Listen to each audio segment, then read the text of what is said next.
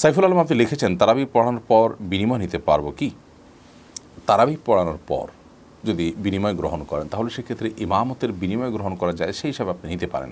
তবে খতম তারাবিতে কোরআন কারীমের খতমটাই হলো মুখ্য। কোরআন শুনিয়ে তার বিনিময়ে টাকা নেওয়াকে উলামায়ে কেরাম নাজায়েজ বলেছেন, যার কারণে খতম তারাবির বিনিময়ে টাকা গ্রহণ করাকে উলামায়ে কেরাম জায়েজ বলেন না। তবে এক্ষেত্রে ওয়াক্তিয়া নামাজেরও যদি ইমামতির দায়িত্ব নেন, ওয়াক্তিয়া সালাত যেগুলো আছে সেগুলোর ইমামতির দায়িত্ব নিলেন, যে আপনি প্রতিদিন এশার সালাতে আপনি পড়াবেন পুরো মাস জুড়ে, তাহলে সেই হিসাবে আপনার একটা বেতন ধার্য হলো। সেই বেতনের আলোকে আপনি